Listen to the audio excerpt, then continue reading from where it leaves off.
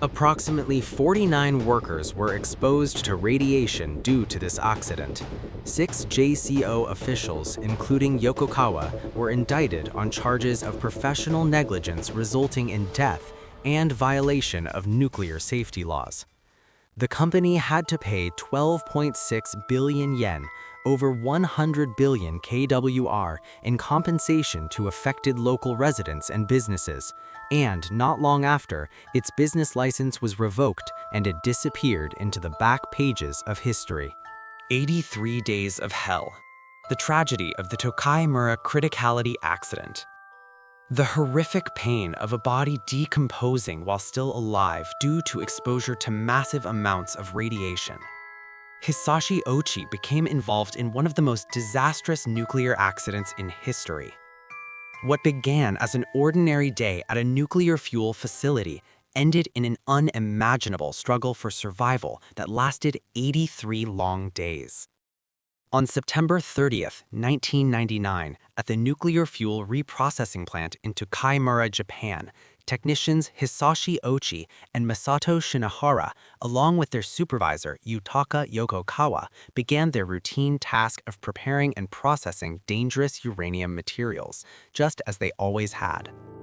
Many people are aware of the harmful effects of a toxic workplace culture, but perhaps no one understands this as painfully as the Japanese.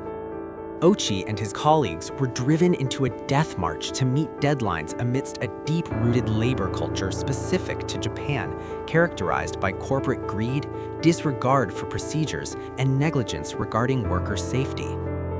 At the time, Japan relied on foreign imports for most of its energy economy and felt a desperate need to expand its own energy sources.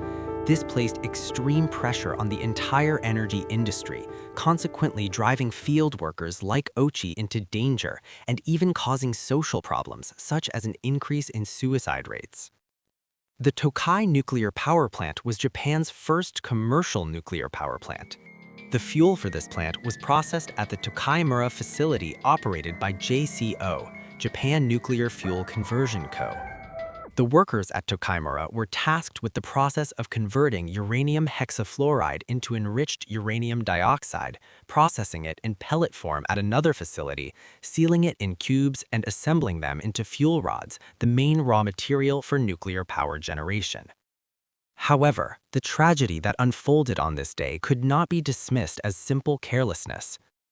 The absence of correct knowledge and indifference towards worker safety soon returned to haunt them as their worst nightmare. On that fateful day, Ouchi and his colleagues started their day as usual. One of the main tasks of a nuclear technician is to manage uranium mixing through 3 key steps. First, an automated system mixes uranium powder with nitric acid in a dissolving tank. Second, a cylindrical buffer tank prevents the uranium from reaching an accidental criticality, nuclear fission chain reaction, state. This tank also regulates the speed at which the uranium flows into the final stage, the precipitation tank. Because the immense heat generated during this process must be removed, technicians must carefully supervise the final mixing process, utilizing cooling water jackets that surround the tank. However, 3 years prior to the accident, JCO arbitrarily changed the process procedures to increase production speed in order to meet the surging demand for fuel rods. They ignored the approval of regulatory authorities and skipped key steps, allowing an illegal method of pouring and mixing uranium powder directly into stainless steel buckets instead of using automated equipment. To make matters worse, as the production schedule for fuel rods was delayed, even greater pressure was placed on the already overworked technicians. Eventually, they decided to rush the dangerous process even more recklessly. They even worked in simple casual clothes without wearing protective equipment under the pretext of increasing efficiency. At this very moment, the situation spiraled into irreversible danger. Around 10:35 a.m., unaware of the impending disaster, Ouchi and Shinohara began mixing uranium powder in a stainless steel bucket. However, they poured in an amount that was more than 7 times the legal limit. While Yokokawa was supervising the process from a desk, Shinohara stood on a platform to help pour the solution, and Ouchi leaned over the precipitation tank. Suddenly, the gamma ray alarm began to ring. Their fatal mistake triggered an uncontrollable nuclear chain reaction. A blue flash called Cherenkine radiation filled the room, and massive amounts of energy and gamma particles were released, bombarding the surrounding area with lethal doses of radiation. The annual safety limit for radiation exposure for nuclear workers is 20 to 50 millisieverts. However, in this accident, the 3 workers were exposed to a massive amount of radiation, totaling approximately 30,000 millisieverts. To make matters worse, fluid began to fill his lungs, hindering his breathing and rendering him unable to speak. The fluid continuously filling his lungs drained even his remaining energy, and he became immobile in his bed. Although it was difficult to even move or speak, Ouchi tried to express his love to his wife and family who stayed by his side.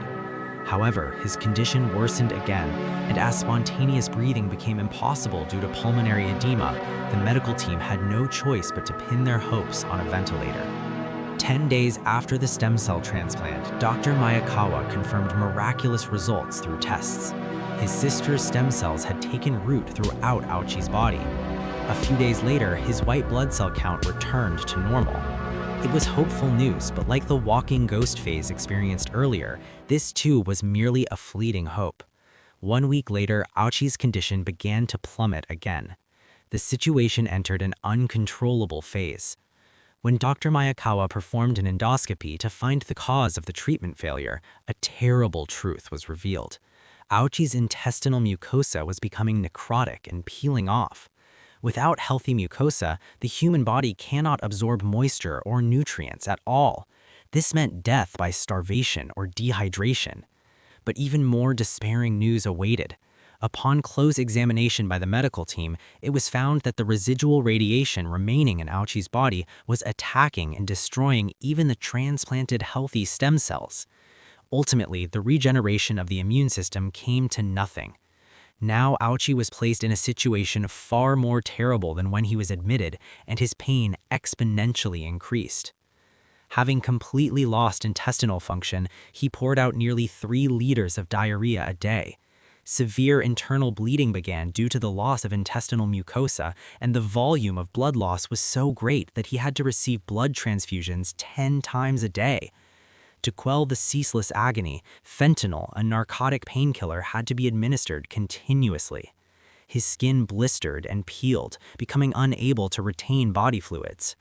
Amid the risk of severe dehydration, the medical team struggled desperately to replenish the 10 liters of fluids lost daily. Hospital staff wrapped Ouchi's entire body in bandages to preserve body fluids. However, every time the bandages were changed, the oozing skin peeled off with them, making the situation even worse.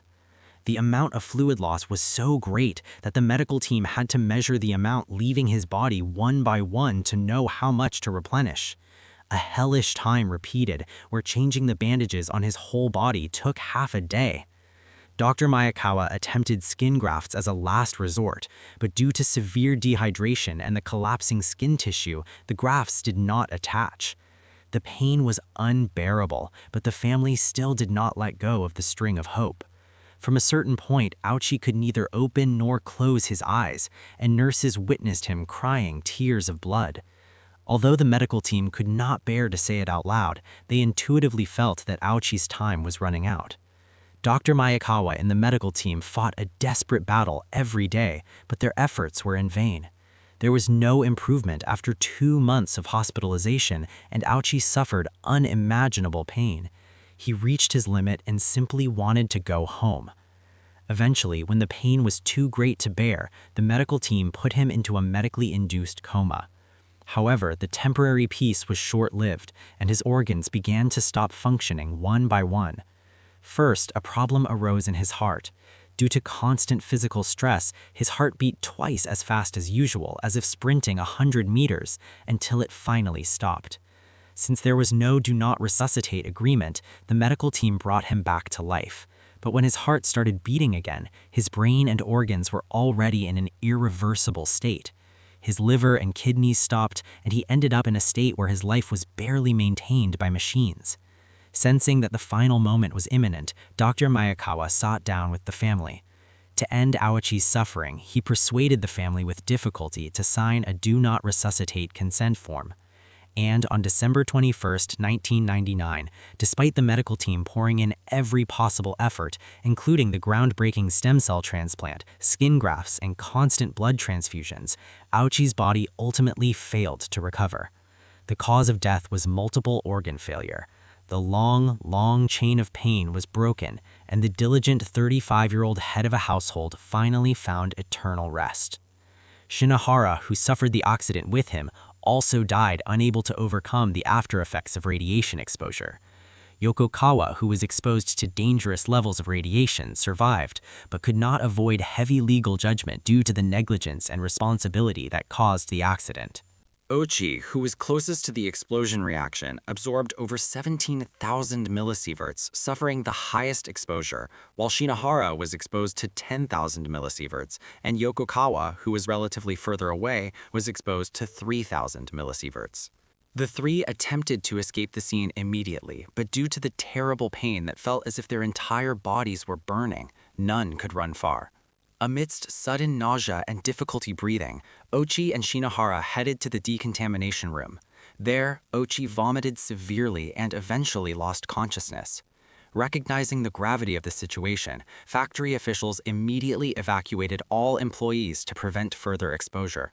Officials transported the three men to the National Institute of Radiological Sciences in Chiba Prefecture.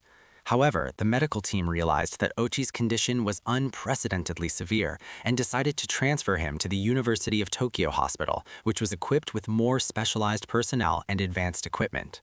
On the evening of September 30th, upon arriving at the hospital, Ouchi's appearance seemed surprisingly bright. Since there seemed to be no major problems on the surface, the nurses thought he would be discharged soon, even after seeing his swollen arm and skin that looked red like a sunburn. But his outward appearance was a thorough deception. No one imagined it, that this was merely the prelude to the most gruesome and painful death in history. To make matters worse, JCO officials condemned Ouchi and his colleagues as fools who arbitrarily violated regulations to get off work early. They claimed they voluntarily mixed uranium in buckets to save time. Contrary to Ouchi's positive attitude, the situation inside his body was already hopeless. Upon hearing the details of the accident, the medical team immediately performed a bone marrow biopsy. The human body constantly replaces aged cells with new ones according to the DNA blueprints within chromosomes. Humans cannot survive without this natural repair mechanism, and Ouchi was no exception. The medical team was horrified when they received the test results. The fundamental mechanisms of his cells had been destroyed beyond recovery.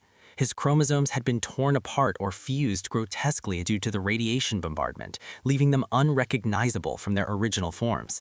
His DNA had been completely destroyed, meaning the body's ability to regenerate itself had been obliterated. The medical team intuitively realized that this was not simple radiation sickness. This period where Ouchi appeared outwardly fine is a stage medically referred to as the walking ghost phase. It is an extremely vulnerable state where the patient looks healthy but is practically terminally ill, and this deceptive calm lasts for only a few days at best. In short, Ouchi was like a time bomb, and the countdown to terrible agony had already begun. Imagine a world where every doorknob becomes a lethal weapon, and a light handshake can take your life. For a person with absolutely no immune system, this is a suffocating reality.